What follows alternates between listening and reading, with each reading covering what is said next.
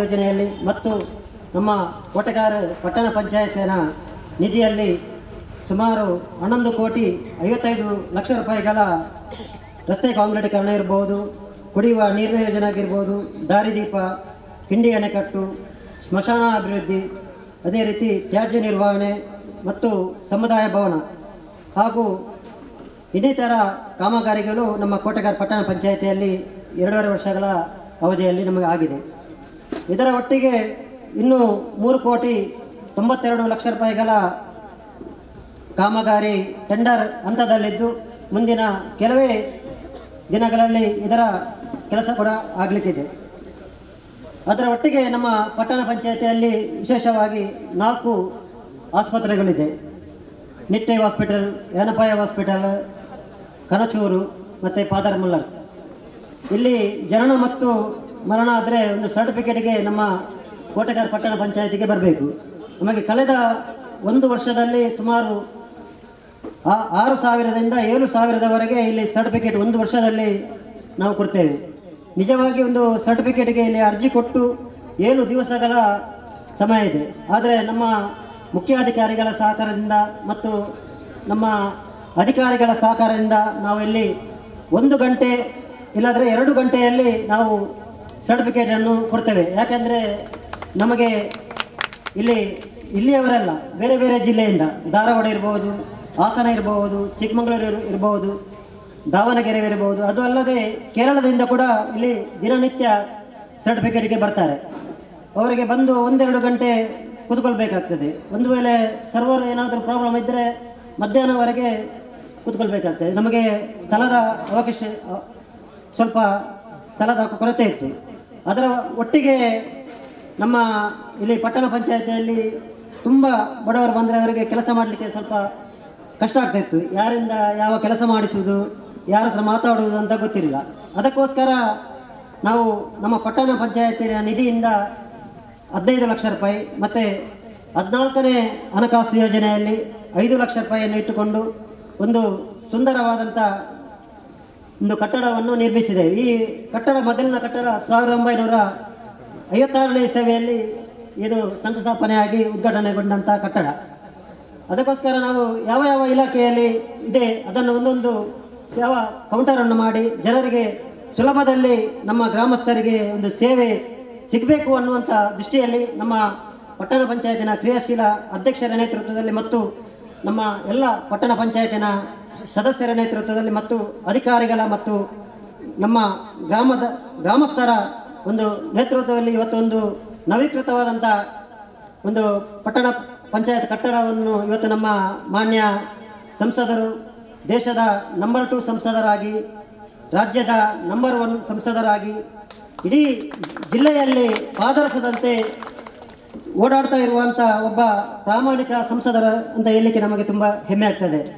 ಕೇಂದ್ರ ಸರ್ಕಾರದಿಂದ ಯಾವ ಯೋಜನೆ ಸಿಗ್ತದೆ ಅದನ್ನು ನಮ್ಮ ಜಿಲ್ಲೆಗೆ ಪ್ರಾಮಾಣಿಕವಾಗಿ ತಂದು ನಮ್ಮ ಪ್ರಧಾನಿಯವರ ನರೇಂದ್ರ ಮೋದಿಯವರ ಏನು ಕಲ್ಪನೆ ಇದೆ ಆ ಕಲ್ಪನೆಗೆ ಪೂರಕವಾಗಿ ಸ್ಪಂದನೆ ಮಾಡುತ್ತಿರುವಂಥ ನಮ್ಮ ಜಿಲ್ಲೆಯ ಹೆಮ್ಮೆಯ ಸಂಸದರಾದಂಥ ಮಾನ್ಯ ನಳಿನ್ ಕುಮಾರ್ ಕಟೀಲ್ ರವರು ಇವತ್ತು ನಮ್ಮ ಕಟ್ಟಡವನ್ನು ಉದ್ಘಾಟನೆ ಮಾಡಿದ್ದಾರೆ. ಅವರನ್ನು ನಮ್ಮ ಕೋಟೆಗಾರ ಪಟ್ಟಣ ಪಂಚಾಯತ್ ಮತ್ತು ಇಲ್ಲಿ ಸೇರಿದಂಥ ಎಲ್ಲರ ಪರವಾಗಿ ಆತ್ಮೀಯವಾಗಿ ಸ್ವಾಗತವನ್ನು ಮಾಡ್ತಾ ಇದ್ದೇನೆ.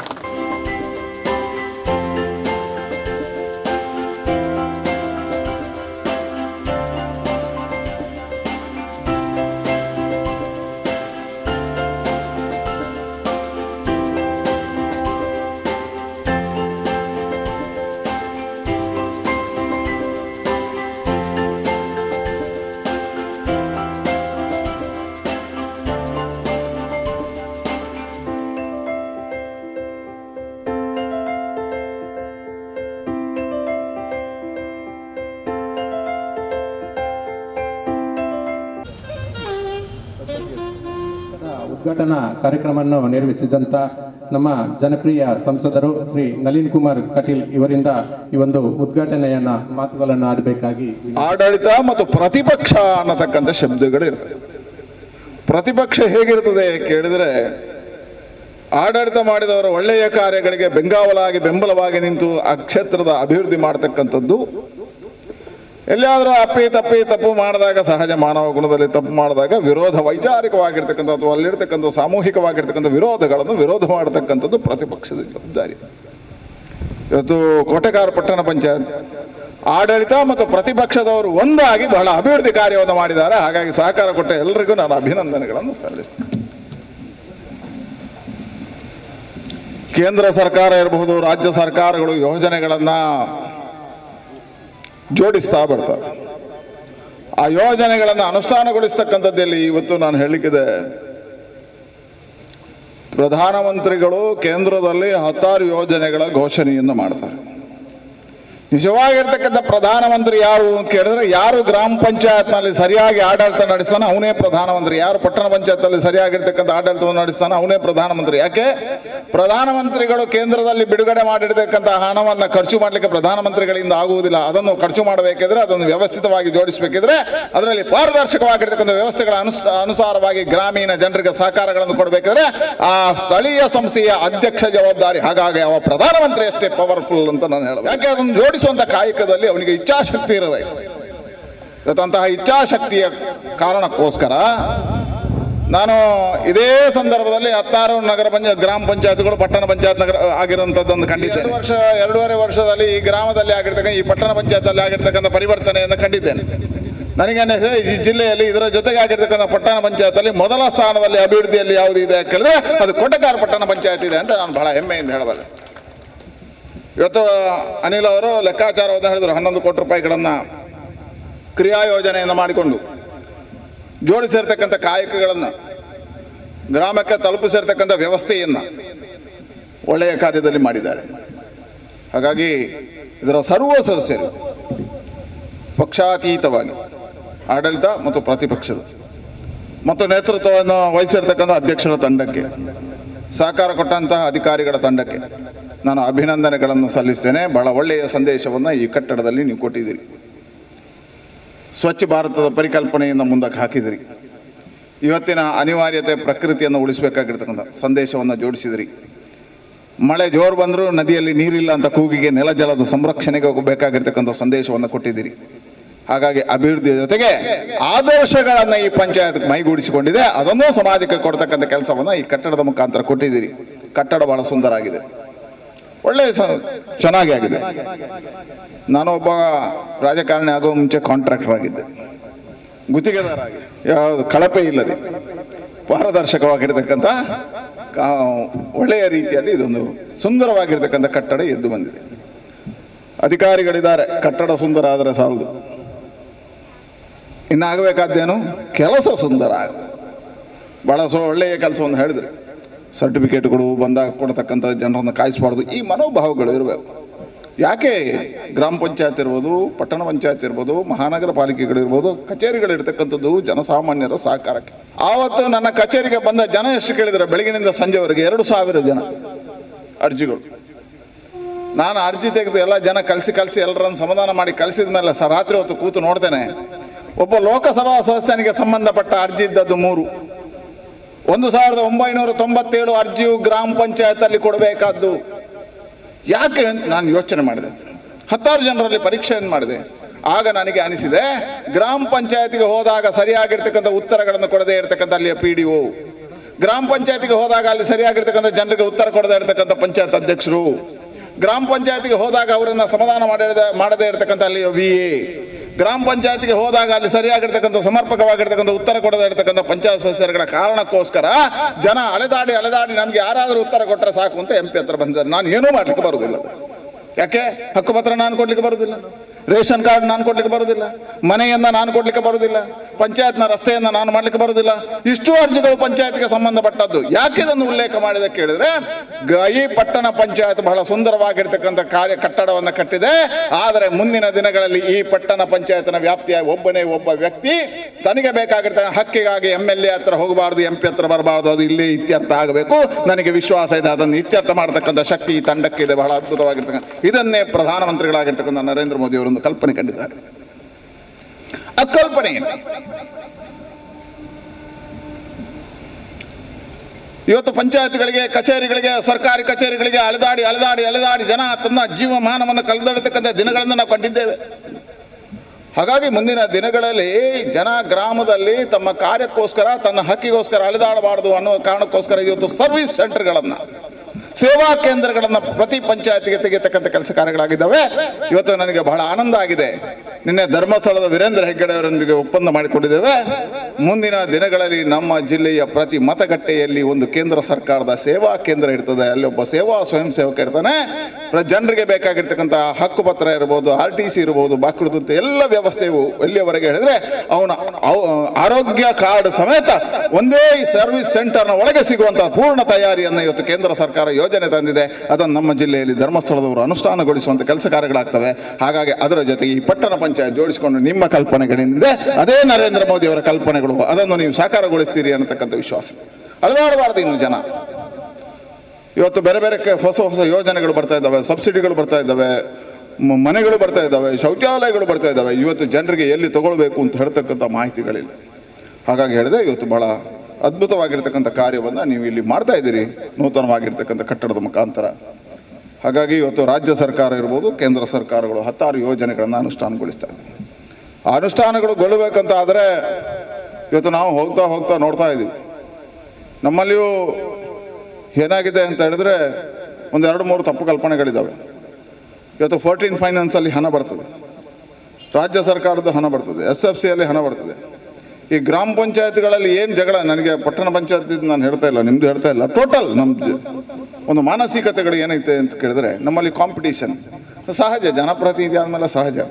ಎನ್ನ ವಾರ್ಡಿಗೆ ಎತ್ತು ಬರ್ಪಾರಂತ, ಆ ಗ್ರಾಮದ ಕಾಮಗಾರಿ ಆಗಬೇಕು ಅಂತಿಲ್ಲ, ನನ್ನ ವಾರ್ಡಿಗೆ ಕೊಟ್ಟು ಬಿಡಿ ಅಂತ ವಾರ್ಡ್ ಸದಸ್ಯರ ಜಗಳ. ಇದಕ್ಕೆ ಯಾಕೆ ಇದು ತಪ್ತದೆ ಕೇಳಿದ್ರೆ, ಒಂದು ಟೀಮ್ ಆಗಿ ಕೂತು ನನ್ನ ಇಡೀ ಗ್ರಾಮದ ಒಂದು ಯೋಜನೆ, ಕ್ರಿಯಾಶೀಲ ಯೋಜನೆಯನ್ನು ಮಾಡಿದರೆ, ಮಾಸ್ಟರ್ ಪ್ಲಾನ್ ಅನ್ನು ಮಾಡಿದರೆ, 5 ವರ್ಷದಲ್ಲಿ ಯಾವ್ಯಾವ ಕಾಮಗಾರಿಗಳನ್ನು ಹೇಗೆ ಜೋಡಿಸಬೇಕು ಅಂತ ಹೇಳಿದರೆ ಕೇಂದ್ರ ಸರ್ಕಾರ ರಾಜ್ಯ ಸರ್ಕಾರ ಕೊಟ್ಟ ಯೋಜನೆಗಳು ಸರಿಯಾಗಿ ಅನುಷ್ಠಾನಗೊಳ್ಳುತ್ತದೆ, ಸರಿಯಾಗಿರ್ತಕ್ಕಂಥ ಕಾರ್ಯಗಳಾಗ್ತದೆ. ಇಲ್ಲಾದರೆ 700 ಮೀಟ್ರ್, 400 ಮೀಟ್ರ್, 300 ಮೀಟ್ರ್ ಕೇವಲ ಕಾಂಕ್ರೀಟ್ ಆಗಿ ಅರ್ಧದಲ್ಲಿ ಬಾಕಿ ಆಗ್ತದೆ. ಹಾಗೆ ಇದನ್ನು ಕೂತು ಸಮರ್ಪಕವಾಗಿರ್ತಕ್ಕಂಥ ಯೋಜನೆಗಳನ್ನು ಮಾಡಿ ಅದನ್ನು ಅನುಷ್ಠಾನಗೊಳಿಸಿದರೆ ಆ ಕಾರ್ಯಗಳು ಯಶಸ್ವಿ ಆಗ್ತದೆ. ನನಗೆ ಅನಿಸ್ತದೆ ಕೋಟೆಕಾರ್ ಪಂಚಾಯತ್ ನೀವು ಕೊಟ್ಟಿರುವಂಥ ವರದಿ, ಈಗ ಕೊಟ್ಟಿರ್ತಕ್ಕಂಥ ಇದರ ಆಧಾರದಲ್ಲಿ ಬಹಳ ಚೆನ್ನಾಗಿ ನೀವು ಕಾರ್ಯವನ್ನು ಅನುಷ್ಠಾನಗೊಳಿಸಿದಿರಿ. ಬಹಳ ಒಳ್ಳೆಯ ಕೆಲಸ ಇಲ್ಲಿ ಆಗಿದೆ. ನಿಮಗೆ ಇನ್ನೂ ಒಂದು ಹೆಮ್ಮೆ ಇದೆ. ಏನು ಹೆಮ್ಮೆ ಅಂತ ಕೇಳಿದ್ರೆ, ಇಲ್ಲಿ ನಗರಾಭಿವೃದ್ಧಿ ಸಚಿವರೇ ಇಲ್ಲಿ ಶಾಸಕರಿದ್ದಾರೆ. ಹಾಗಾಗಿ ಅವರನ್ನು ಗಟ್ಟಿ ಹಿಡಿದು ಅವ್ರ ಹತ್ರ ನಾನು ಹೇಳ್ತೇನೆ, ರಾಜಕಾರಣ ಬೇಡ ನಮಗೆ, ಅಧಿಕಾರಕ್ಕೆ ರಾಜಕಾರಣ ಯಾಕೆ, ಸ್ವಲ್ಪ ಕೋಟೆಕಾರ ಪಂಚಾಯತಿಗೆ ಜಾಸ್ತಿ ಅನುದಾನಗಳನ್ನು ಬಿಡಿ, ನಿಮ್ಮ ಕ್ಷೇತ್ರದಲ್ಲಿದೆ ಹೇಳುವಂಥದ್ದನ್ನು ಹೇಳಿ ಇಲ್ಲಿಯ ಅಭಿವೃದ್ಧಿಗೆ ಒಳ್ಳೆಯ ಕೆಲಸ ಕಾರ್ಯಗಳನ್ನು ಮಾಡತಕ್ಕಂಥ ಪಟ್ಟಣ ಪಂಚಾಯತ್ನ ಈ ಕಾರ್ಯಗಳಿಗೆ ಪೂರ್ಣವಾಗಿರ್ತಕ್ಕಂಥ ಸಹಕಾರಗಳನ್ನು ಕೊಡ್ತಾ ಇವತ್ತು ಬಹಳ ಒಳ್ಳೆಯ ಕೆಲಸ ಕಾರ್ಯಗಳು ನಡೆದಿದ್ದಾವೆ. ನೀವು ಕೂತು ಸಮರ್ಪಕವಾಗಿ ಈ ಗ್ರಾಮದ ಪರಿಪೂರ್ಣವಾಗಿರ್ತಕ್ಕಂಥ ಒಂದು ಯೋಜನೆಗಳನ್ನು ಅನುಷ್ಠಾನಗೊಳಿಸಿ. ಆ ಯೋಜನೆಗಳಿಗೆ ಇನ್ನು ಹತ್ತಿರ ಮಹಾನಗರ ಪಾಲಿಕೆ ಇದೆ, ಹತ್ತಿರ ಬರ್ತಾ ಇದೆ, ದೊಡ್ಡದಾಗ್ತಾ ಇದೆ, ಅವಕಾಶಗಳು ಜಾಸ್ತಿ ಇದೆ. ಆ ಸಂದರ್ಭದಲ್ಲಿ ಇನ್ನಷ್ಟು ಬೆಳಿಬೇಕಾಗಿರ್ತಕ್ಕಂಥ ಮತ್ತು ಇದು ಹೈವೇ ಪಕ್ಕದಲ್ಲಿರೋದರಿಂದ ಸಂಖ್ಯೆಯಲ್ಲೂ ಬಹಳ ದೊಡ್ಡದಿರೋದರಿಂದ ಒಳ್ಳೆಯ ಕಾರ್ಯಗಳು ಇದರಲ್ಲಿ ಆಗಲಿ. ಕೇಂದ್ರ ಸರ್ಕಾರ ರಾಜ್ಯ ಸರ್ಕಾರ ಕೊಟ್ಟಿರ್ತಕ್ಕಂಥ ಯೋಜನೆಗಳು ಜನರ ಬಳಿಗೆ ತಲುಪಿಸುವಂಥದ್ದಾಗಲಿ. ಹಾಗಾಗಿ ಇವತ್ತು ಸುಂದರವಾಗಿರ್ತಕ್ಕಂಥ ಕಟ್ಟಡದಲ್ಲಿ ಮುಂದಿನ ದಿನಗಳಲ್ಲಿ ಜನಸಾಮಾನ್ಯರ ಕಟ್ಟಡ ಆಗಿ, ಜನಸಾಮಾನ್ಯರ ಸೇವಾ ಕೇಂದ್ರವಾಗಿ, ಜನಸಾಮಾನ್ಯರ ಇಚ್ಛಾಶಕ್ತಿಯ ಕೇಂದ್ರವಾಗಿ ಈ ಕಟ್ಟಡ ಇವತ್ತು ಲೋಕಾರ್ಪಣೆಗೊಂಡಿರ್ತಕ್ಕಂಥ ಕಟ್ಟಡ ಉಪಯುಕ್ತ ಆಗಲಿ. ಎಲ್ಲರೂ ಮುಂದಿನ ದಿನಗಳಲ್ಲಿ ಈಗ ಹೇಳಿದಾಗೆ ಇವತ್ತಿನವರೆಗೆ ನಾನು ನೋಡಿದ್ರಲ್ಲಿ ಇದೇ ಕಾಲಘಟ್ಟದಲ್ಲಿ ಆಗಿರ್ತಕ್ಕಂಥ ಪಟ್ಟಣ ಪಂಚಾಯತ್ಗಳಲ್ಲಿ ನಿಮ್ಮದು ಮೊದಲ ಸ್ಥಾನದಲ್ಲಿದೆ. ಮುಂದಿನ ದಿನಗಳಲ್ಲಿ ನಿಮ್ಮ ಕಾರ್ಯಶೈಲಿ, ನಿಮ್ಮ ಕಾರ್ಯವ್ಯಾಪ್ತಿಯಿಂದ, ಸಹಕಾರದಿಂದ, ಸಾರ್ವಜನಿಕರ ಸಹಕಾರದಿಂದ ನಮ್ಮ ಜಿಲ್ಲೆಯ ಅತ್ಯುತ್ತಮ ಪಟ್ಟಣ ಪಂಚಾಯತ್ ಆಗಿ ಇದು ಮಾರ್ಪಾಡಾಗಲಿ ಅಂತ ಹೇಳ್ತಾ ನಿಮಗೆ ಅಭಿನಂದನೆಗಳನ್ನು, ಶುಭಾಶಯಗಳನ್ನು ಸಲ್ಲಿಸ್ತಾ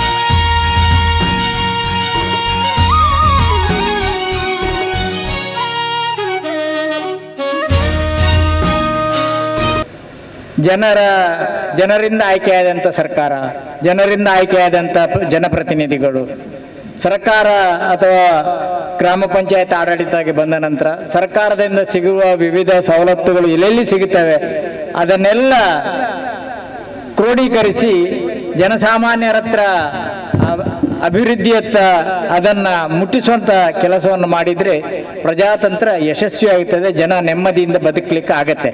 ಆ ದೃಷ್ಟಿಯಲ್ಲಿ ಕೊಟಗಾರ ಪಟ್ಟಣ ಪಂಚಾಯತ್ ಒಳ್ಳೆ ರೀತಿಯ ಕೆಲಸ ಮಾಡ್ತಾ ಇದೆ ಅಂತ ನನ್ನ ಭಾವನೆ. ಈ ಪಟ್ಟಣ ಪಂಚಾಯತ್ ಯಶಸ್ವಿಯಾಗಿ ಮುಂದುವರಿಲಿ ಅಂತ ಹೇಳ್ತಾ, ನನ್ನ ಒಂದು ಅನಿಸಿಕೆ ಏನಂತ ಹೇಳಿದರೆ, ನಾನು ಶಾಸಕನಾಗಿದ್ದಾಗ ಉಳ್ಳಾಲ ಪುರ ಮಂಡಲ ಪಂಚಾಯತ್ ಆಗಿತ್ತು. ಇಡೀ ರಾಜ್ಯದಲ್ಲಿ ದೊಡ್ಡ ಗ್ರಾಮ ಪಂಚಾಯತ್ ಆಯಿತು. ಆನಂತರ ಸೋಮೇಶ್ವರ ಗ್ರಾಮ ಪಂಚಾಯತ್ ಆಯಿತು, ಕೊಟಗಾರ ಗ್ರಾಮ ಪಂಚಾಯತ್ ಆಯಿತು. ಇವಾಗ ಬದಲಾವಣೆ ಆಗ್ತದೆ. ನಮಗೆ ನಿರಂತರ 24 ಗಂಟೆ ನೀರು ಬೇಕು ಜನರಿಗೆ. ಇಲ್ಲಿ ಆಗ್ಲಿಕ್ಕೆ ಮಂಗಳೂರು ನಗರ ಮುಖ್ಯ ಪಟ್ಟಣ, ದಕ್ಷಿಣ ಕನ್ನಡ ಜಿಲ್ಲೆದು. ಆದರೆ ಈ ಭಾಗ ಉಳ್ಳಾಲ ಈ ಕ್ಷೇತ್ರದಲ್ಲಿರುವಷ್ಟು ಕಾಲೇಜುಗಳು, ಜನವಸತಿ ಕೇಂದ್ರಗಳು, ಆವಾಗಲೇ ಎಲ್ಲಾ ಗ್ರಾಮ ಪಂಚಾಯತ್ನಲ್ಲಿ 20,000ಕ್ಕಿಂತ ಜಾಸ್ತಿ ಜನಸಂಖ್ಯೆ ಇತ್ತು. ಈಗ ಅದಕ್ಕಿಂತಲೂ ಜಾಸ್ತಿ ಆಗಿದೆ. ಆದ್ರಿಂದ ಬಹುಶಃ ಉಳ್ಳಾಲ ಸೇರಿಸಿ ಕೊಣಾಜೆ ತನಕ ತಲಪಾಡಿಯವರೆಗೆ ನಾವು ಪ್ರತ್ಯೇಕ ಮಹಾನಗರ ಪಾಲಿಕೆ ಮಾಡಿದ್ರೆ ಇಲ್ಲಿಯ ಜನರಿಗೆ ಹೆಚ್ಚು ಸವಲತ್ತನ್ನು ಕೊಡ್ಲಿಕ್ಕೆ ಆಗತ್ತೆ ಅಂತ ನನ್ನ ಅನಿಸಿಕೆ. ಆ ದೃಷ್ಟಿಯಲ್ಲಿ ನಮ್ಮ ಸಂಸತ್ ಸದಸ್ಯರ, ನಮ್ಮ ಮಂತ್ರಿಗಳು, ನಮ್ಮ ಶಾಸಕರು ಕೆಲಸ ಮಾಡಿದ್ರೆ ಜನರ ಹತ್ರ ಸರ್ಕಾರವನ್ನು ತೆಗೆದುಕೊಳ್ಳಿಕ್ಕೆ ಆಗ್ತದೆ. ಕುಡಿಯೋ ನೀರು 24 ಗಂಟೆ ಬಾರದಿದ್ರೆ, ಲೈಟ್ ಉರಿಯದಿದ್ರೆ, ರಸ್ತೆಗೆ ಕಾಂಕ್ರೀಟೀಕರಣ ಆಗದಿದ್ರೆ, ನಿರಂತರ ಬಸ್ ಸೌಲಭ್ಯಗಳು ಸಿಗದಿದ್ರೆ ಇದೆಲ್ಲ ಕಷ್ಟ ಆಗುತ್ತೆ. ಇದು ಬೆಳೀತಾ ಇರುವಂತದ್ದು. ಜನ ಅಲ್ಲಲ್ಲಿ ಹೆಚ್ಚು ವಸತಿಗಳನ್ನು ಉಪಯೋಗ ಮಾಡ್ತಾ ಇದ್ದಾರೆ. ನಾವು ಆ ದೃಷ್ಟಿಯಿಂದ ಏನೇ ಆಗಲಿ ನಮ್ಗೆ ಸಿಕ್ಕ ಅವಕಾಶ ಅದನ್ನ ಜನರ ಹತ್ರ ಮುಟ್ಟಿಸೋ ದೃಷ್ಟಿಯಲ್ಲಿ ನಾವು ಈ ಪಟ್ಟಣ ಪಂಚಾಯತ್ಗಳು ಸ್ಥಳೀಯ ಆಡಳಿತ ಒಳ್ಳೆ ರೀತಿಯಿಂದ ಕೆಲಸ ಮಾಡಲಿಕ್ಕೆ ನನಗೆ ಭಾರಿ ವೈಯಕ್ತಿಕವಾಗಿ ನನಗೆ ಭಾರಿ ಒಂದು ಖುಷಿಯ ವಿಷಯ. ಯಾಕಂದರೆ ನನ್ನ ಅವಧಿಯಲ್ಲಿ ತಮ್ಮೆಲ್ಲರ ಸಹಕಾರದಿಂದ, ನಮ್ಮ ಅಧಿಕಾರಿ ವರ್ಗದವರಿಂದ ಹಾಗೂ ಸದಸ್ಯ ವರ್ಗದಿಂದ ಹಾಗೂ ನಮ್ಮ ಊರಿನ ನಾಗರಿಕರ ಸಹಕಾರದಿಂದ ಈ ಕಟ್ಟಲಿಕ್ಕೆ ಹಾಗೂ ಗ್ರಾಮವನ್ನು ಅಭಿವೃದ್ಧಿಪಡಿಸಲಿಕ್ಕೆ ಎಲ್ಲರಿಂದ ನಮಗೆ ಸಹಕಾರ ಆಗಿದೆ. ಆ ಸಹಕಾರಕ್ಕೆ 85 ಫ್ಯಾಮಿಲಿಗಳನ್ನು ಗುರುತಿಸಿಕೊಂಡು ಅವರಿಗೆ ವರ್ಷಕ್ಕೆ 50,000 ಬೆನಿಫಿಟ್ ಸಿಗುವ ಹಾಗೆ ಮಾಡಿಕೊಂಡು ಎಲ್ಲ ಆಸ್ಪತ್ರೆಗಳನ್ನು ಇನ್ವಾಲ್ವ್ ಮಾಡಿಕೊಂಡು ಅದೊಂದು ಯೋಜನೆಯನ್ನು ಜಾರಿ ತಂದಿದ್ದೇವೆ. ಇಲ್ಲಿವರೆಗೆ ನಾವು ಸುಮಾರು 18,23,000 16-17ನೇ ಸಾಲಿನಲ್ಲಿ ಪರಿಷ್ಠ ಜಾತಿಯವರಿಗೆ ಕಾದಿರಿಸಿಕೊಂಡು ಸುಮಾರು ವಿದ್ಯಾರ್ಥಿ ವೇತನ ಆಗಿರ್ಬೋದು ಅಥವಾ ಅಂಬೇಡ್ಕರ್ ಯೋಜನೆಯಲ್ಲಿ ಫಲಾನುಭವಿಗಳಿಗೆ ಸಹಾಯಧನ ವಂತಿಕೆ ಹಾಗೂ ಮನೆ ದುರಸ್ತಿಗೆ ಹಾಗೂ ಅನಿಲ ಸಂಪರ್ಕ ನೀಡಲಿಕ್ಕೆ ಸುಮಾರು 4,81,000 ಖರ್ಚು ಮಾಡಿದ್ದೇವೆ. ಉಳಿದ ಅಮೌಂಟನ್ನು ನಾವು ಸಮುದಾಯದ ಅಭಿವೃದ್ಧಿ ಕಾರ್ಯಕ್ರಮ ಅಂದರೆ ರೋಡ್ ಆಗಿರ್ಬೋದು, ಅಂಬೇಡ್ಕರ್ ಭವನ ಆಗಿರ್ಬೋದು ಅಂಥದ್ದನ್ನು ಹಮ್ಮಿಕೊಂಡಿದ್ದೇವೆ. ಸುಮಾರು 9,98,000ದಲ್ಲಿ ನಾವು ಬಲ್ಯದಲ್ಲಿ ಒಂದು ಅಂಬೇಡ್ಕರ್ ಭವನವನ್ನು ನಿರ್ಮಾಣ ಮಾಡಿ ಲೋಕಾರ್ಪಣೆ ಮಾಡಿದ್ದೇವೆ. 17-18ನೇ ಸಾಲಿನಲ್ಲಿ 24.13 ಲಕ್ಷವನ್ನು ನಾವು ಪರಿಷ್ಠ ಜಾತಿ ಪರಿಷ್ಠ ಪಂಗಡದವರಿಗೆ ಕಾದಿರಿಸಿಕೊಂಡು ಸುಮಾರು 10 ಲಕ್ಷದಲ್ಲಿ ಮನೆ ದುರಸ್ತಿ, ವಿದ್ಯಾರ್ಥಿ ವೇತನ, ಅಡುಗೆ ಅನಿಲ, ಮನೆ ನಿರ್ಮಾಣ, ಆರೋಗ್ಯ ವಿಮೆ, ಸ್ವಂತ ಉದ್ಯೋಗಕ್ಕೆ ಖರ್ಚು ಮಾಡಿದ್ದೇವೆ. ಉಳಿದ 10,13,000ವನ್ನು ನಾವು ಕಾಮಗಾರಿಯನ್ನು ಹಮ್ಮಿಕೊಂಡಿದ್ದೇವೆ. ಇದೇ ರೀತಿ ಈ ವರ್ಷಕ್ಕೂ ಕೂಡ 18-19ನೇ ಸಾಲಿನಲ್ಲಿ 26,12,000ವನ್ನು ಕಾದಿರಿಸಿಕೊಂಡು ಕಾಮಗಾರಿಗಳನ್ನು ಕೈಗೊಳ್ಳಲಿಕ್ಕೆ ಟೆಂಡರನ್ನು ಆಹ್ವಾನಿಸಲಾಗಿದೆ. ಅದು ಈಗ ಆಲ್ರೆಡಿ ನಾವೀಗ ಚೆಕ್ಕು ಕೂಡ ಅದರಲ್ಲಿ ನಾವು ವಿತರಣೆ ಮಾಡ್ತಾ ಇದ್ದೇವೆ. ಇದಲ್ಲದೆ 7.25% ನಿಧಿ ಅಂತ ಇದೆ. ಅದು ಬಡ ಜನರಿಗೆ, SC ST ಅನ್ನು ಹೊರತುಪಡಿಸಿ ಯಾರು ಬಡವರಿದ್ದಾರೆ ಅವರಿಗೆ ನಾವು ಈ ಯೋಜನೆಯಲ್ಲಿ ಫಲಾನುಭವಿಗಳನ್ನು ಆಯ್ಕೆ ಮಾಡಿಕೊಳ್ತೇವೆ. ಇದರಲ್ಲಿ ಮುಖ್ಯವಾಗಿ ಗ್ಯಾಸ್ ಸಂಪರ್ಕಕ್ಕೆ ಖರ್ಚು ಮಾಡ್ತೇವೆ. ವೈದ್ಯಕೀಯ ವೆಚ್ಚ, ಯಾಕಂದರೆ ಆ ವರ್ಷದಲ್ಲಿ ಈಗ 18-19ನೇ ಸಾಲ ಅಂದರೆ ಮಾರ್ಚಿಂದ ನಂತರ ಯಾರೆಲ್ಲ ಆಸ್ಪತ್ರೆಗೆ ಅಡ್ಮಿಟ್ ಆಗಿದ್ದಾರೆ ಅಂಥವರು ನೀವು ಕರೆಕ್ಟಾಗಿ ದಾಖಲೆಗಳನ್ನು ಕೊಟ್ಟರೆ ನಾವು ಅದಕ್ಕೆ ನಮ್ಮ ಬಾಡಿಯಲ್ಲಿ ಅಂದರೆ ನಮ್ಮ ಜನರಲ್ ಬಾಡಿಯಲ್ಲಿ ಏನೆಲ್ಲ ಕಂಡೀಷನ್ ಇದೆ ಅದನ್ನು ಹಾಕ್ಕೊಂಡು ಎಷ್ಟು ಕೊಡ್ಬೋದು ಅಂತ ಬಾಡಿ ನಿರ್ಧಾರ ಮಾಡಿಕೊಂಡು ಕೊಡ್ತಾ ಇದ್ದೇವೆ. ಅದು ವೈದ್ಯಕೀಯ ವೆಚ್ಚ. ವಿದ್ಯಾರ್ಥಿ ವೇತನ ಕೂಡ ಅದರ ಸೆಕೆಂಡ್ ಅಲ್ಲ 7.25% ನಾವು ಕೊಡ್ತಾ ಇದ್ದೇವೆ. ಒಟ್ಟು ನಾವು 16-17ನೇ ಸಾಲಲ್ಲಿ 5,59,000ವನ್ನು ನಾವು ಗ್ಯಾಸ್ ಸಂಪರ್ಕ, ವೈದ್ಯಕೀಯ ವೆಚ್ಚ ಮತ್ತು ವಿದ್ಯಾರ್ಥಿ ವೇತನಕ್ಕೆ ವೆಚ್ಚ ಮಾಡಿದ್ದೇವೆ. 17-18ನೇ ಸಾಲಿನಲ್ಲಿ 7,77,000ವನ್ನು ಕಾದಿರಿಸಿಕೊಂಡು 1,26,000ವನ್ನು 17-18ನೇ ಸಾಲಲ್ಲಿ ಖರ್ಚು ಮಾಡಿದ್ದೇವೆ. ಪಟ್ಟಣ ಪಂಚಾಯತ್ ನಿಧಿಯಲ್ಲಿ ಶೇಕಡ 3 SFC ಮತ್ತು ಶೇಕಡ 3 ನಾವು ಟೋಟಲ್ 4,51,000 ಇಲ್ಲಿವರೆಗೆ ನಾವು ಖರ್ಚು ಮಾಡಿದ್ದೇವೆ. ಅಲ್ಲಿ ಏನು ಮಾಡ್ತೀವಿ ಅಂದರೆ ಬರೀ ಪೋಷಣ ಭತ್ಯೆ ಮಾತ್ರ ಕೊಡ್ತಾ ಇದ್ದೇವೆ. ಯಾರು ವಿಕಲಚೇತನರು ಇರ್ತಾರೆ ಅವರ ಪೋಷಕರಿಗೆ ಅವರನ್ನು ಪೋಷಣೆ ಮಾಡಲಿಕ್ಕೆ ಬೇಕಾಗಿ ಪೋಷಣ ಭತ್ಯೆ ವರ್ಷಕ್ಕೆ 6,000 ನಾವು ನೀಡ್ತಾ ಇದ್ದೇವೆ. ಇದಲ್ಲದೆ ನಲ್ಮ್ ಯೋಜನೆ ಇದೆ, ರಾಷ್ಟ್ರೀಯ ನಗರ ಜೀವನೋಪಾಯ ಅಭಿಯಾನ ಅಂತೇಳಿ ಕೇಂದ್ರ ಸರ್ಕಾರದಿಂದ ನಮಗೆ ಅದಕ್ಕೆ ಅಮೌಂಟ್ ಬರ್ತದೆ. ಅದರಲ್ಲಿ ಮುಖ್ಯವಾಗಿ ಸೆಲ್ಫ್ ಹೆಲ್ಪ್ ಗ್ರೂಪ್ಗಳಾಗಿರ್ಬೋದು ಅಥವಾ ಡ್ರೈವಿಂಗ್, ಕಂಪ್ಯೂಟರ್ ಸೈನ್ಸ್ ಯಾರೆಲ್ಲ ಕಲೀಲಿಕ್ಕೆ ಮನಸ್ಸಿದೆ ಅಂಥವರಿಗೆ ಟ್ರೈನಿಂಗ್ ಕೊಡೋದು, ಅದು ಕೂಡ ನಮ್ಮಲ್ಲಿ ಯೋಜನೆ ಇದೆ. ಇದು 3 ನಮ್ಮಲ್ಲಿ 4 ಯೋಜನೆಗಳು ಬಡತನ ನಿರ್ಮೂಲನಾ ಯೋಜನೆಗಳ ಅಂಡರಲ್ಲಿ ಬರ್ತದೆ. ಇದನ್ನು ನಾವು ಯಶಸ್ವಿಯಾಗಿ ಕಾರ್ಯಗತಗೊಳಿಸ್ತಾ ಇದ್ದೇವೆ. ಆದರೆ ನಮಗೆ 24.10ದಲ್ಲಿ ಫಲಾನುಭವಿಗಳ ಕೊರತೆ ಇದೆ. ಯಾಕೆಂದರೆ ನಮ್ಮಲ್ಲಿ ಇರುವುದೇ 55 ಕುಟುಂಬಗಳು. ನಾವು ಸಮೀಕ್ಷೆ ಮಾಡಿದಾಗ ನಮಗೆ ಸಿಕ್ಕಿದ 55 ಕುಟುಂಬಗಳು. ಪ್ರತಿ ವರ್ಷ ಅವರನ್ನೇ ನಾವು ಬೆನಿಫಿಷರಿಯಾಗಿ ತಗೊಳ್ಬೇಕಾಗ್ತದೆ. ಈಗ ಗ್ಯಾಸಿಗೆ ಕೂಡ ಹಾಗೆ ಬರೀ ಒಂದು ಮಾತ್ರ ಅರ್ಜಿಗಳು ಬಂದಿದೆ. ನಮ್ಮಲ್ಲಿ ಈಗ ಸುಮಾರು ಕೊಡಲಿಕ್ಕೆ ಒಂದು 10-12 ಮಂದಿಗೆ ನಾವು ಕೊಡ್ಬೋದು, ಆದರೆ ನಮಗೆ ಬಂದದ್ದು ಒಂದು ಅರ್ಜಿ ಮಾತ್ರ. ದಯವಿಟ್ಟು ನಿಮ್ಮ ಅಕ್ಕಪಕ್ಕದಲ್ಲಿ ಯಾರಾದರೂ SC STಗಳಿದ್ದರೆ ನಮ್ಮಲ್ಲಿಗೆ, ನಮ್ಮ ಕೋಟೆಕಾರ ಪಟ್ಟಣ ಪಂಚಾಯಿತಿಗೆ ನೀವು ಕಳಿಸಿದರೆ ಅವರಿಗೆ ನಾವು ಮಾಹಿತಿ ಕೊಡ್ತೇವೆ. ಯಾವುದೆಲ್ಲ ಅವರಿಗೆ ಯೋಜನೆಗಳಿದೆ, ಏನೆಲ್ಲ ಮಾಡ್ಬೋದು, ಯಾವುದೆಲ್ಲ ಅದಕ್ಕೆ ಡಾಕ್ಯುಮೆಂಟ್ಸ್ ಬೇಕು ಅಂತ ಹೇಳೋದನ್ನು ನಾವು ಕೊಡ್ತೇವೆ. ಅದನ್ನು ನೀವು ದಯವಿಟ್ಟು ನಿಮ್ಮ ಮನೆ ಹತ್ತಿರ ಇರ್ಬೋದು, ನಿಮ್ಮ ಪರಿಚಯದವರು ಇರ್ಬೋದು, ಅದನ್ನೊಂದು ಮಾಡಬೇಕಾಗ್ತದೆ. ಅದೇ ರೀತಿ ನಲ್ಮಲ್ಲಿ ಕೂಡ ಹಾಗೆ ರಾಷ್ಟ್ರೀಯ ನಗರ ಜೀವನೋಪಾಯ ಅಭಿಯಾನದಲ್ಲಿ ಟ್ರೈನಿಂಗ್ಗಳಿದೆ, ಬೇರೆ ಬೇರೆ ಥರದ ಟ್ರೈನಿಂಗ್ಗಳಿದೆ. ಯಾವುದೇ ಅರ್ಜಿಗಳು ಬರೋದಿಲ್ಲ, ಬರೀ ಒಂದು ಡ್ರೈವಿಂಗಿಗೆ ಮಾತ್ರ ಬರ್ತದೆ, ಕಾರ್ ಡ್ರೈವಿಂಗ್. ಅದು ಕೂಡ ಮಹಿಳೆಯರು ಮಾತ್ರ ಬಂದು ಅರ್ಜಿ ಕೊಟ್ಟು ಹೋಗ್ತಾರೆ. ನಮಗೆ ಏನಾಗ್ತದೆ ಅಂದರೆ ನಲ್ಮಲ್ಲಿ ಅವರು ಉದ್ಯೋಗವನ್ನು ಸೃಷ್ಟಿಸಿಕೊಡ್ಬೇಕು ಅವರಿಗೆ. ನಾವು ಕಾರ್ ಡ್ರೈವಿಂಗ್ ಮಾಡಿ ಅವ್ರ ಮನೆಯಲ್ಲಿ ಕೂತ್ರೆ ಅದು ಉದ್ಯೋಗ ಸೃಷ್ಟಿ ಆಗೋದಿಲ್ಲ. ಅವರಿಗೆ ಯಾರು ಟ್ರೈನಿಂಗ್ ಕೊಡ್ತಾರೆ, ಯಾರು ತರಬೇತಿಯನ್ನು ಕೊಡ್ತಾರೆ ಡ್ರೈವಿಂಗ್ ಸ್ಕೂಲ್ನವರು, ಅವರಿಗೆ ನಾವು ಅಮೌಂಟ್ ಬಿಡುಗಡೆ ಮಾಡಲಿಕ್ಕೆ ಸಾಧ್ಯ ಆಗೋದಿಲ್ಲ. ಅವರು ಎಲ್ಲಿ ಅವರಿಗೆ ಪ್ಲೇಸ್ಮೆಂಟ್ ಆಗಿದೆ ಅಂತ ತೋರಿಸಿದ ನಂತರ ನಾವು ಅವರಿಗೆ ಅಮೌಂಟ್ ಬಿಡುಗಡೆ ಮಾಡಬೇಕಾಗ್ತದೆ. ಅದು ಕೂಡ ನಮಗೆ ಸ್ವಲ್ಪ ಪ್ರಾಬ್ಲಮ್ ಆಗ್ತಾ ಇದೆ. ಬೇರೆ ಬೇರೆ ಕಂಪ್ಯೂಟರ್ ಸೈನ್ಸ್ ಇದೆ, ಟೈಲರಿಂಗ್ ಇದೆ, ಫ್ಯಾಷನ್ ಡಿಸೈನಿಂಗ್ ಇದೆ, ಅಂಥದ್ದಕ್ಕೂ ಕೂಡ ನೀವು ಅರ್ಜಿಗಳನ್ನು, ಅಥವಾ ನಿಮ್ಮಲ್ಲಿ ಕಾರ್ಪೆಂಟ್ರಿಗೆ ನಮಗೆ ಬೇಕು, ಅಥವಾ ಸ್ಕಿಲ್ ಈಗ ಮೇಸ್ತ್ರಿ ಕೆಲಸಗಳು ಅದಕ್ಕೂ ನಮಗೆ ಮುಂದೆಗೆ ಟ್ರೈನಿಂಗ್ ಬೇಕು ಅಂತ ಹೇಳಿದರೆ ಅಂಥ ಟ್ರೈನಿಂಗ್ ಕೂಡ ಇಲ್ಲಿ ಕೊಡೋರಿದ್ದರೆ ನಾವು ಕೊಡಲಿಕ್ಕೆ ಕೂಡ ರೆಡಿ ಇದ್ದೇವೆ. ಇದಕ್ಕೆಲ್ಲ ನಿಮ್ಮ ಸಹಕಾರವನ್ನು ಕೋರುತ್ತಾ, ಈಗ ನಮ್ಮಲ್ಲಿ 24.10ದಲ್ಲಿ ವಿದ್ಯಾರ್ಥಿ ವೇತನ ನೀಡಲಿಕ್ಕಿದ್ದೇವೆ, 7.25 ಕೂಡ ವಿದ್ಯಾರ್ಥಿ ವೇತನ ನೀಡಲಿಕ್ಕಿದ್ದೇನೆ. ಈ ಕಾರ್ಯಕ್ರಮವನ್ನು ಮುಂದುವರಿಸಬೇಕು ಅಂತ ಕೇಳ್ತಾ ನಾನು ಈ ಅವಕಾಶಕ್ಕಾಗಿ ಧನ್ಯವಾದಗಳು.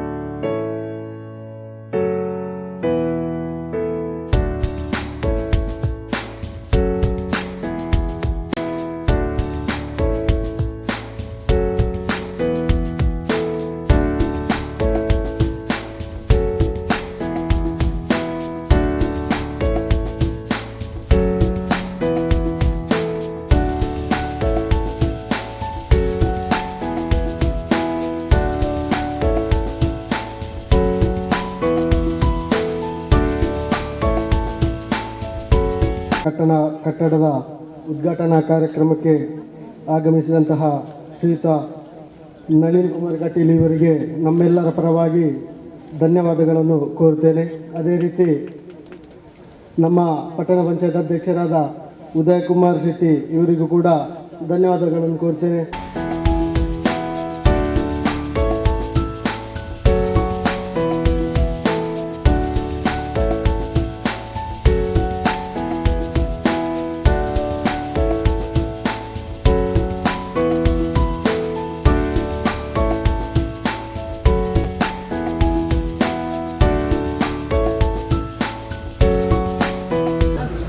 ಕೋಟೆಕಾರು ಪಟ್ಟಣ ಪಂಚಾಯತಿಗೆ ಭೇಟಿ ಕೊಟ್ಟಿದೆ. ಸಾಮಾನ್ಯವಾಗಿ ನಗರಾಡಳಿತ ಸಂಸ್ಥೆಗಳಲ್ಲಿರುವಂಥ ಅನೇಕ ಸಮಸ್ಯೆಗಳು, ಅವರ ಅಭಿವೃದ್ಧಿ ನಿಧಿಗಳಲ್ಲಿ ಆಗಿರುವಂಥ ತಾರತಮ್ಯಗಳು ಮತ್ತು ಅವರ ಪ್ರಸ್ತಾಪನೆಗೆ ಜಿಲ್ಲಾಧಿಕಾರಿಗೆ ಕಳಿಸಿಕೊಟ್ಟಾಗ ಅಲ್ಲಿರುವಂಥ ನಗರಕೋಶದಲ್ಲಿ ಆಗಿರುವಂಥ ಸಮಸ್ಯೆಗಳು, ರಾಜ್ಯದಲ್ಲಿರುವಂಥ ನಗರಾಡಳಿತ ನಿರ್ದೇಶನದಲ್ಲಿರುವಂಥ ಸಮಸ್ಯೆಗಳು ಮತ್ತು ಪಂಚಾಯತಿನ ಆಡಳಿತಾತ್ಮಕವಾದ ಅನೇಕ ಸುತ್ತೋಲೆಗಳು ಗೊಂದಲಗಳನ್ನೆಲ್ಲ ಪರಿಹರಿಸಿ ಪಟ್ಟಣ ಪಂಚಾಯಿತಿಗಳು ಅಂದರೆ ಪೌರಾಡಳಿತ ಸಂಸ್ಥೆ ಒಂದು ಸರ್ಕಾರದಂತೆ ಕೆಲಸಗಳು ಮಾಡಬೇಕು ಅಂತೇಳಿ ನಾವೆಲ್ಲ ಯೋಚನೆ ಮಾಡುವಂಥ ಕಾಲಘಟ್ಟದಲ್ಲಿ ಇವತ್ತು ಕೋಟೆಕಾರ್ ಪಂಚಾಯತಿನ ನೂತನ ಕಟ್ಟಡದ ಉದ್ಘಾಟನೆ ಆಗಿದೆ.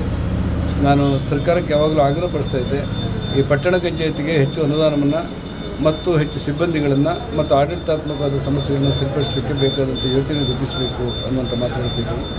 ಮುಂದಿನ ಅಧಿವೇಶನದಲ್ಲಿ ಇಲ್ಲಿರುವಂಥ ಸಣ್ಣ ಪುಟ್ಟ ಸಮಸ್ಯೆಗಳನ್ನು ನಿವಾರಣೆ ಮಾಡಿ ಈ ಪಟ್ಟಣ ಪಂಚಾಯತ್ ಒಂದು ಸರ್ವಾಂಗೀಣ ಅಭಿವೃದ್ಧಿಗೆ ಬೇಕಾದಂಥ ಅನುಕೂಲಗಳನ್ನು ಅವಕಾಶಗಳನ್ನು ಮಾಡಿಕೊಡಲಿಕ್ಕೆ ಪ್ರಯತ್ನ ಮಾಡ್ತೇವೆ.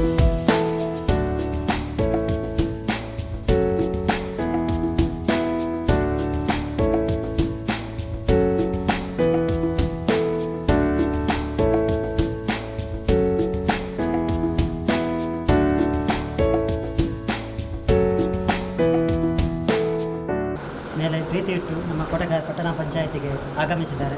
ಇವರನ್ನು ನಮ್ಮ ಕೋಟೆಗಾರ್ ಪಟ್ಟಣ ಪಂಚಾಯತ್ ಹಾಗೂ ನಮ್ಮ ಎಲ್ಲ ಅಧಿಕಾರಿಗಳ ಸದಸ್ಯರ ಸಮ್ಮುಖದಲ್ಲಿ ಆತ್ಮೀಯವಾಗಿ ಅವರನ್ನು ನಮ್ಮ ಪಟ್ಟಣ ಪಂಚಾಯತಿಯಿಂದ ಸ್ವಾಗತವನ್ನು ಮಾಡ್ತಾರೆ.